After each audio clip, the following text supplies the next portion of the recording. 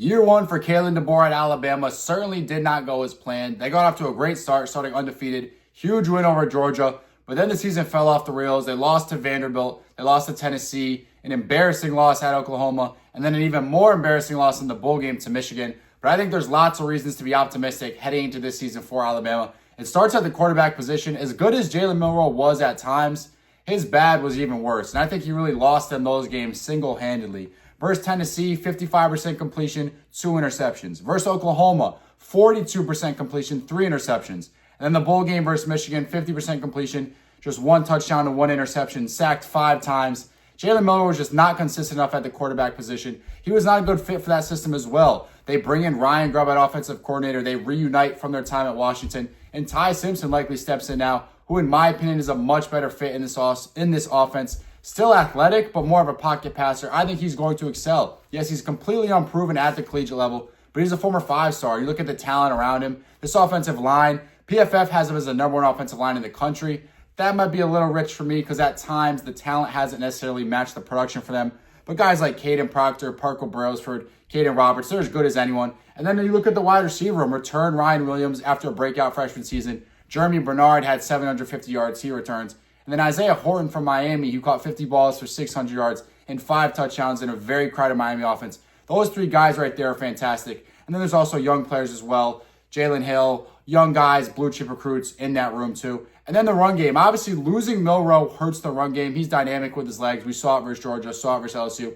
But you still have Jam Miller, you still have Richard Young, you still have what should be a great offensive line. I think this run game is going to be fine. I think the passing game takes a big step forward. And overall, the consistency of this offense takes a big step forward.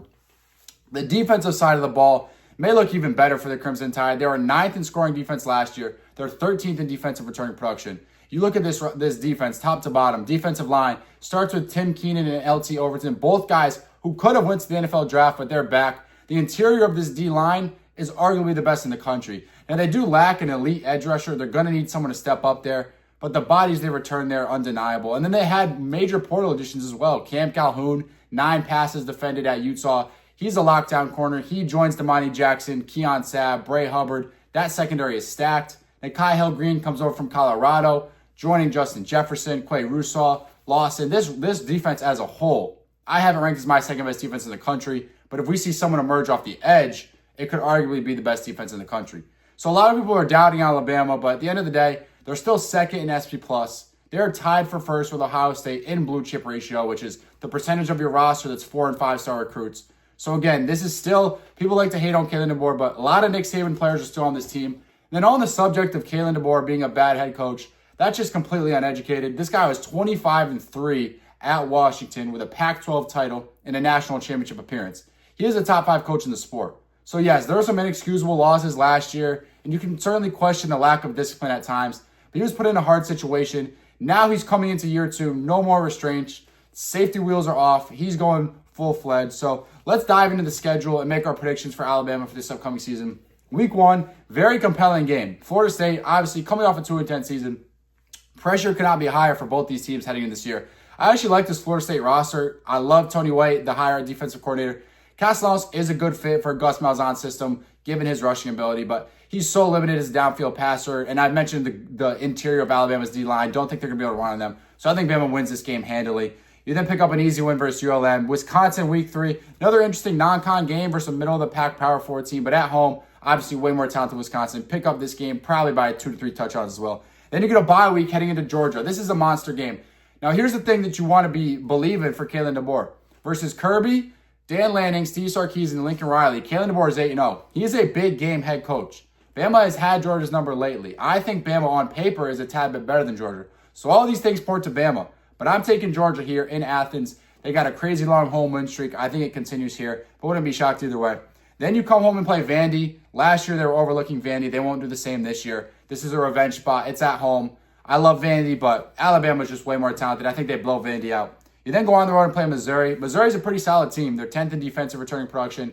They had a pretty nice portal class, bringing guys like Ahmad Hardy from ULM and Kevin Coleman, who had almost 1,000 yards at Mississippi State last year. Bo Pribble, that quarterback for them, is a complete unknown. If he's a very good quarterback, Missouri becomes a dangerous team. But again, this is a roster game for Alabama. They're on their own hostile environment, but the talent level is the gap in talent is too wide. I have Alabama winning this game. You then come home, another revenge spot versus Tennessee. Tennessee does take a step back this year. They're still super talented, but given the home field advantage here, I have Bama winning this game. Then you go at South Carolina. This is a tough spot. I believe this is their 5th consecutive game on the road into a very hostile environment versus Lenore Sellers.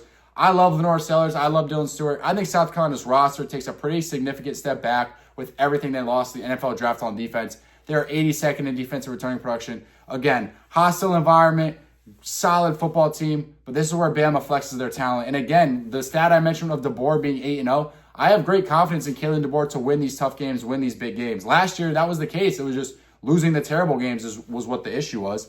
Then you get a bye week before LSU. They obviously blew LSU out last year.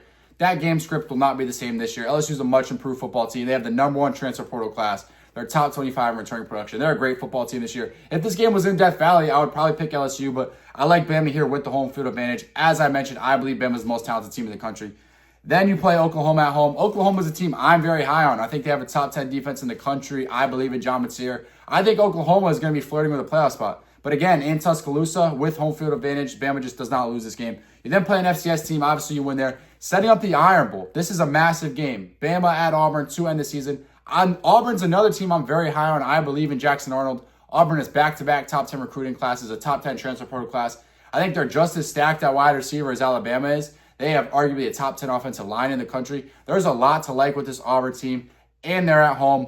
But again, this is Kalen DeBoer versus Hugh Freeze. I don't have the most confidence in Hugh Freeze. Like I mentioned, Bama's my team. I think Bama wins this game, finishes 11-1. I think Bama obviously then makes it to the SEC title game. Maybe it's a rematch versus Georgia. Maybe it's Texas. Maybe it's versus a dark horse team like Florida. We'll see. I think Bama wins that game as well, finishes 11-1, wins the SEC title to be 12-1, and then enters into the college football playoff, most likely as the #1 seed. So comment below your predictions on Alabama, your confidence level in Kalen DeBoer, if you think those losses last year were fluky or if he's not cut out to be the coach at Alabama. And then if you like this video, make sure to subscribe, drop a like. You can follow me on TikTok at CFB_Wyatt. I go live every night leading up to the season and then into the season, trying to provide you guys the best college football content I can. So I appreciate you watching. Everyone have a great day.